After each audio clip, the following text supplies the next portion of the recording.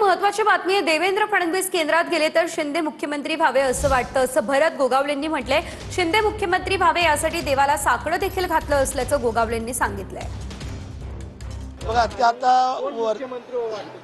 आता काय देवेंद्रच्या वरती केंद्रामध्ये गेलेत तर आम्हाला वाटणार ना एकनाथ शिंदे साहेब मुख्यमंत्री व्हावेत। पण दुसरं काय साकडं आमचं पहिल्यापासूनच आहे।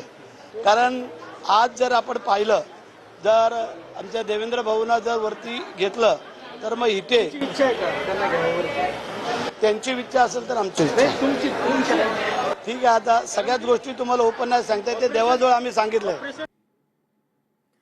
सोलापूरमधलं उजनी धरण हे 95% सध्या भरलेलं आहे। सध्या धरणातील एकूण पाणीसाठा 114.53 टीएमसी तर उपयुक्त पाणीसाठा 50.87 टीएमसी आहे। दौंडमधून एकूण 70,492 क्युसेकने धरणामध्ये पाण्याची आवक सध्या सुरू झाली आहे। पाणीसाठा नियंत्रित ठेवण्यासाठी आजपासून भीमा नदीमध्ये 6,600 क्युसेकने पाण्याचा विसर्ग सुरू केला जाणार आहे। एकंदरीत जर आपण बघितलं तर टप्प्याटप्प्याने विसर्गामध्ये वाढ करण्यात येणार असल्याची देखील माहिती मिळते। अन्न आणि औषध प्रशासन विभागाचे आयुक्त तुकाराम मुंडेंना मोठा दणका बसलेला आहे। मुंबई हायकोर्टाच्या औरंगाबाद खंडपीठाकडून एफडीए कारवाईला स्थगिती देण्यात आली आहे। छत्रपती संभाजीनगर, जालना, जळगाव, अहिल्यानगरमधील दूध डेअरी चालकांनी कारवाई विरोधात याचिका दाखल केली।